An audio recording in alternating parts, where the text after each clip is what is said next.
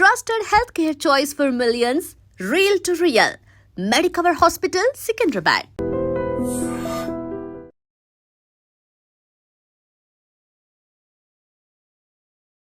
Welcome to iDream media. Acidity చాలా మందిని ఇబ్బంది పెడుతూ ఉంటుంది. అసలు ఎందుకు ఈ సమస్య వస్తుంది?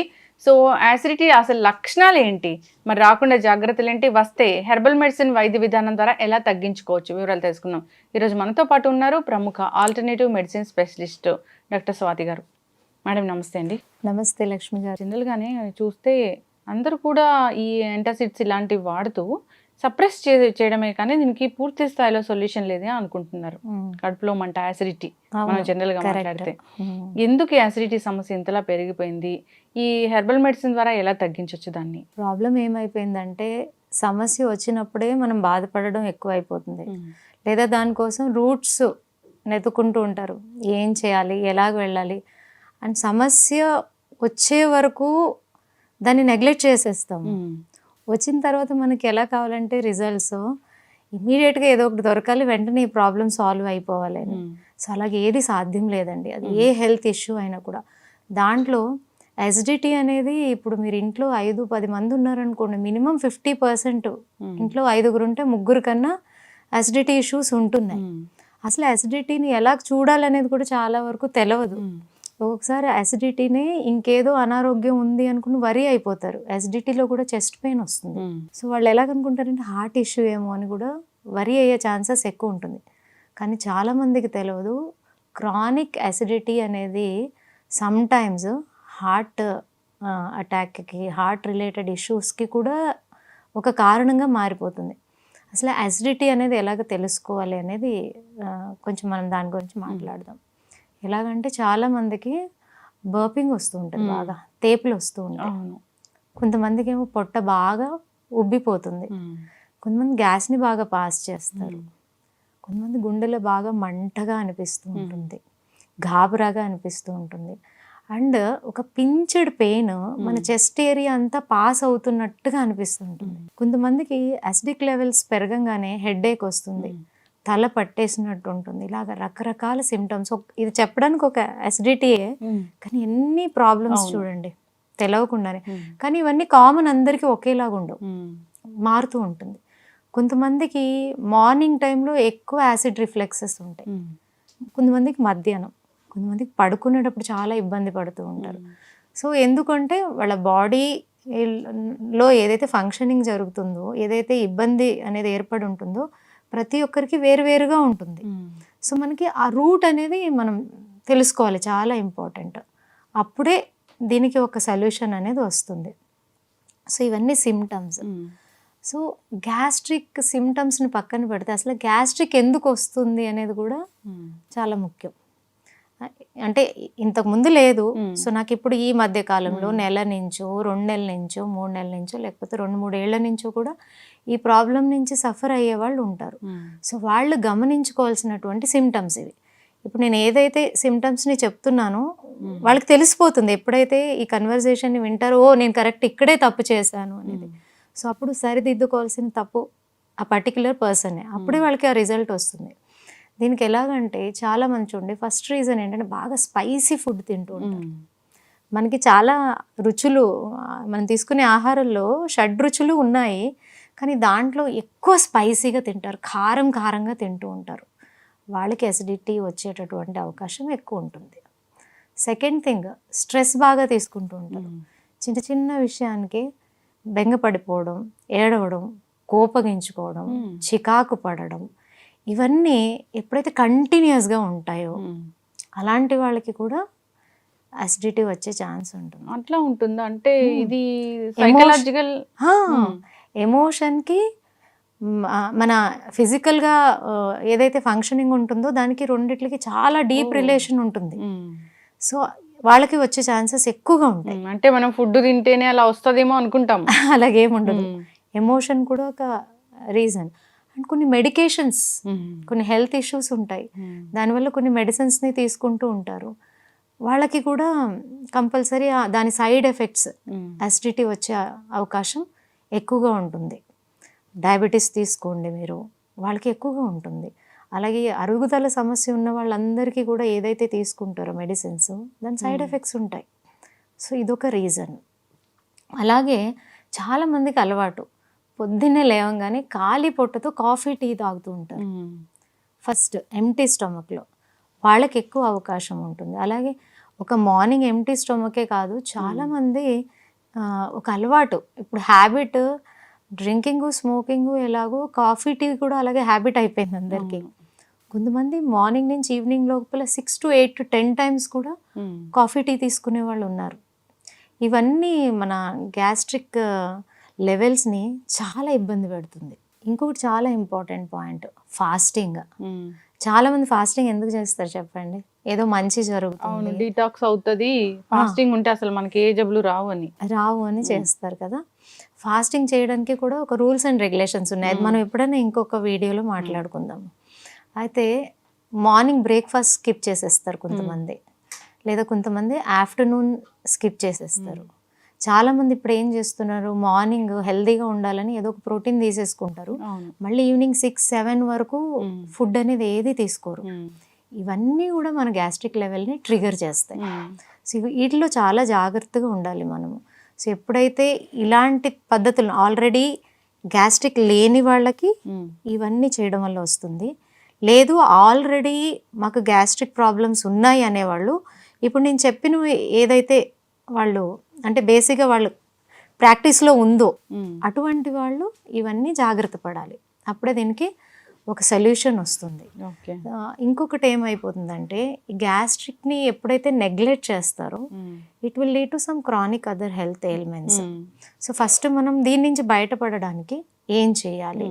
So they have to change their habits, proper ఫుడ్ని తీసుకోవడం అలవాటు చేసుకోవాలి. అన్ని రకాల షడ్రుచుల్ని మనము పర్సంటేజ్ ఎంత తీసుకోవాలో అలాగుండి అన్నీ తీసుకోవడానికి ప్రయత్నించాలి. సో ఇది చేయాలి. అలాగే ఈ ప్రాబ్లం ఉన్నవాళ్ళు కొన్ని బ్రీదింగ్ ఎక్సర్సైజెస్ చాలా చాలా హెల్ప్ చేస్తాయి. బేసిక్గా సడన్గా గ్యాస్ట్రిక్ లెవెల్స్ పెరిగిపోయింది అని అనుకోండి, అప్పుడు ఒక బ్రీదింగ్ ఎక్సర్సైజ్ చాలా హెల్ప్ అవుతుంది. జస్ట్ చెప్తాను. దీన్ని ప్రాణాయామాల్లో కూడా వాళ్ళు ప్రాక్టీస్ చేస్తూ ఉంటారు, but it is very simple. మనం కూర్చున్న చోటే ప్రాక్టీస్ చేయొచ్చు. సో మంచిగా డీప్ బ్రీత్ని నోటి ద్వారా టంగ్ని ట్విస్ట్ చేసి తీసుకోవాలి, ముక్కు ద్వారా. జస్ట్ వన్స్ నేను చూపిస్తా.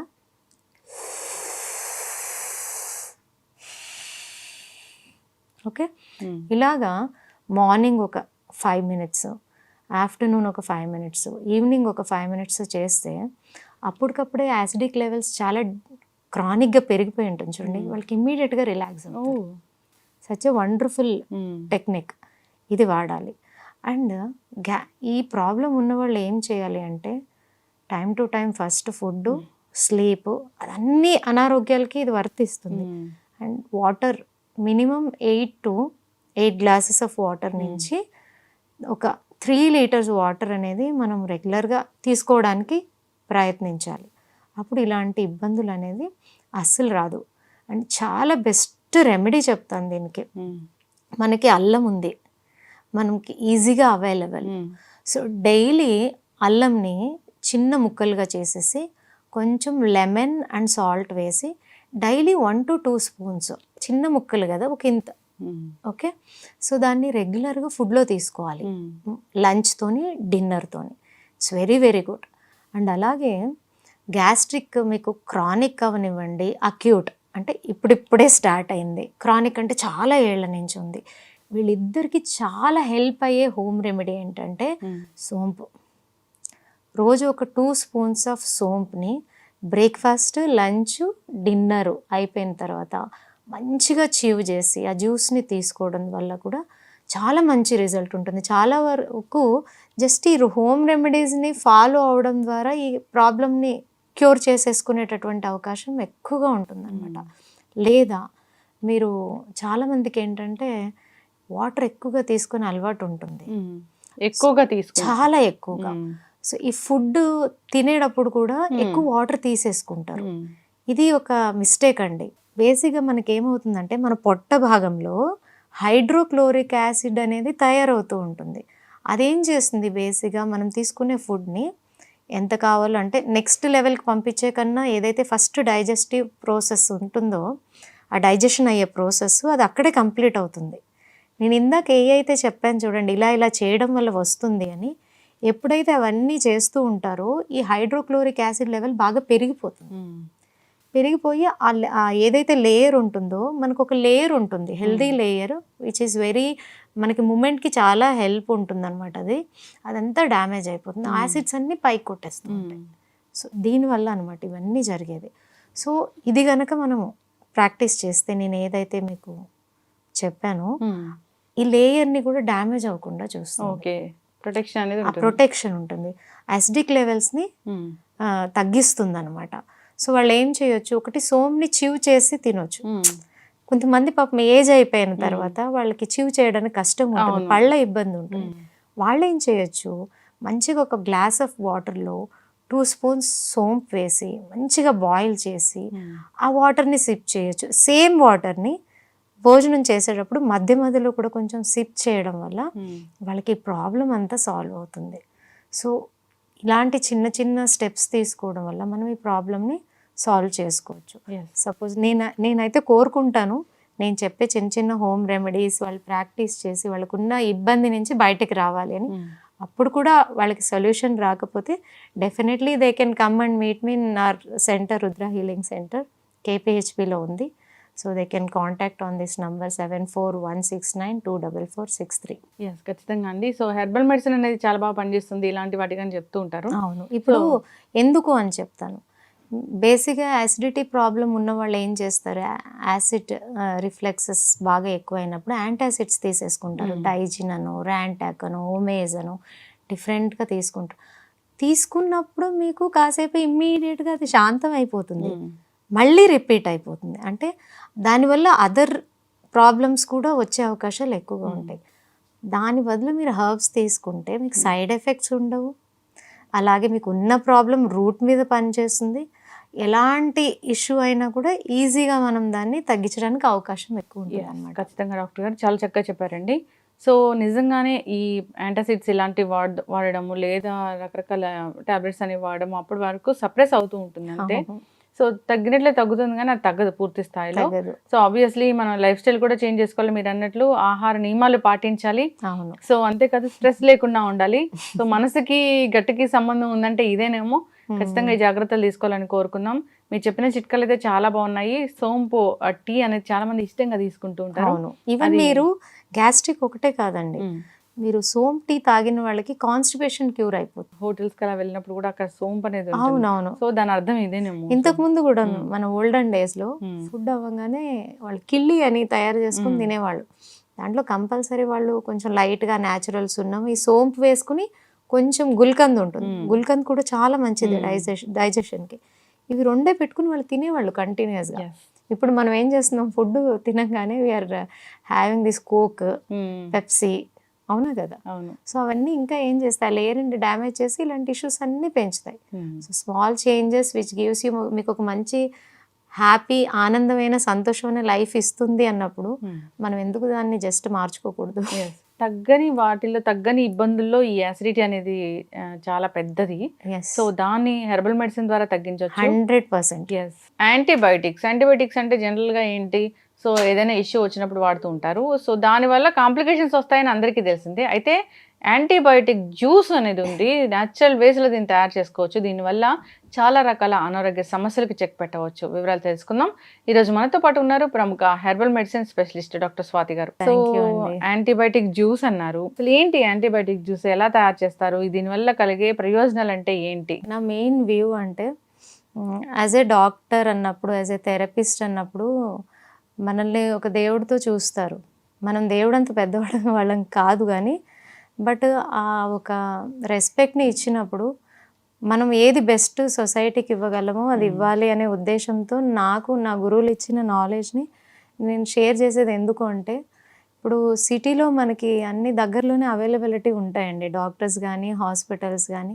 బట్ పల్లెటూరులో కష్టము, కొన్ని ఇబ్బందులు. ఎలాగంటే పాపం వాళ్ళు ఊరు నుంచి సిటీకి వచ్చే లోపల ప్రాణాలను కోల్పోయినటువంటి సిచ్యుయేషన్స్ మనం చూస్తాము, టెలివిజన్స్ ద్వారా వింటూ ఉంటాము, అవునా కదా. సో దాంట్లో మనం ఎంత బెస్ట్ మనం ఇవ్వగలం అనే ఉద్దేశంతో నాకు తెలిసిన నాలెడ్జ్ని అందరికీ షేర్ చేయడం జరుగుతుంది. Thank you so much. And మీరు యాంటీబయాటిక్ జ్యూస్ అని అంటున్నారు. యాంటీబయాటిక్స్ అనేది ఎలాగంటే మనకి డైలీ ఫుడ్లో ఒక ఐటమ్ లాగా అయిపోయింది. జనరల్గా మెడికల్ షాప్కి వెళ్ళి అడగగానే ఇస్తూ ఉన్నారు కూడా. ఏదైనా దగ్గు జలుబు జ్వరాలు వస్తే ఈ కరోనా తర్వాత యాంటీబయాటిక్స్ ఇలా వాడొచ్చు అనేది మాకు చాలా నాలెడ్జ్ అయితే వచ్చేసింది. అంటే అది వాడడం వల్ల పలానా దీనికి ఇదే అని వాళ్ళే డిసైడ్ అయ్యి వేసేసుకుంటున్నారు. నిజంగా కాంప్లికేషన్స్ అయితే చాలానే ఉన్నాయని చెప్తున్నారు. ముందు ముందు అవి పనిచేయవని కూడా డాక్టర్లు హెచ్చరిస్తూ ఉన్నారు. అవునవును. సో ఇప్పుడు మనకి పుట్టిన పిల్లల నుంచి ఆల్మోస్ట్ ఎంత ఏజ్డ్ వాళ్ళైనా సరే చిన్న ఇష్యూ రాగానే ఫస్ట్ మనము యాంటీబయాటిక్స్ని తీసుకుంటున్నాం. సో అదేమవుతుందంటే ఇప్పుడు వాడేటటువంటి ఫస్ట్ ఈవేళ మీకు ఏదో అనారోగ్యం వచ్చింది ఎవరికైనా సరే, సో ఈవేళ ఒక డోస్ ఇస్తారండి యాంటీబయాటిక్స్ 5 daysకో 8 daysకో అని ఇస్తారు. మళ్ళీ మీకు 1 monthకి 2 monthsకి మళ్ళీ హెల్త్ ఇష్యూ వచ్చింది అనుకోండి, మళ్ళీ దాన్ని చేంజ్ చేస్తారు. చూడండి, మీకు ఇచ్చిన డోస్ మారిపోతుంది.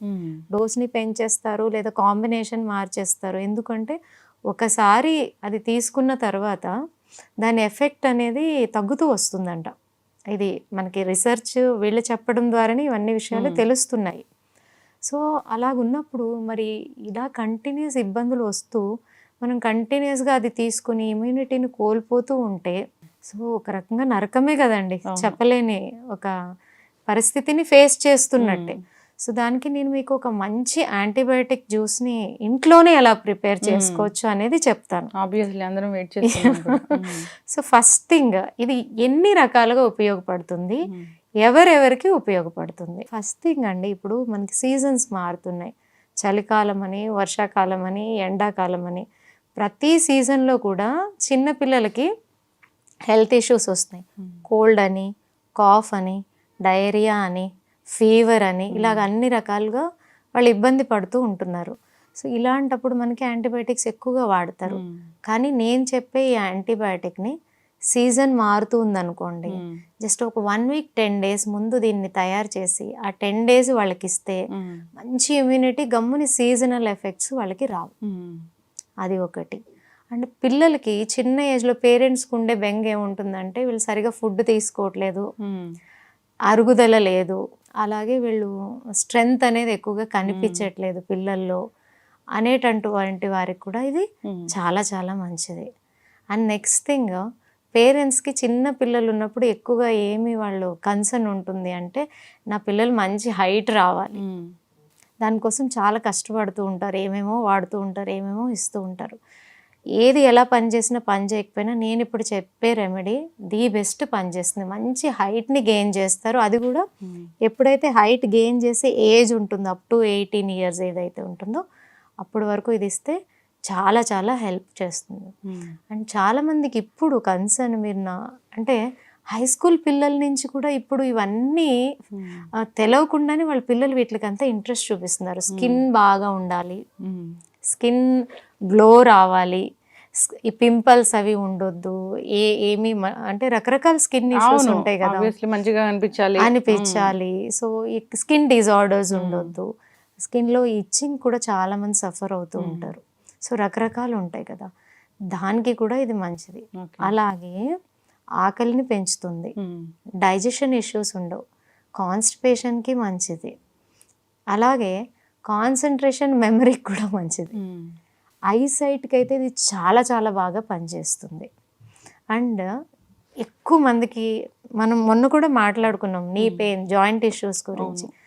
జాయింట్స్ని స్ట్రెంగ్తన్ చేయడానికి, హెల్దీగా ఉంచడానికి కార్టిలేజ్ని కానీ, లిగమెంట్స్ని కానీ, సైనోవిల్ ఫ్లూయిడ్స్ని కానీ హెల్దీగా ఉంచడానికి కూడా ఈ యాంటీబయాటిక్ జ్యూస్ చాలా చాలా హెల్ప్ చేస్తుంది.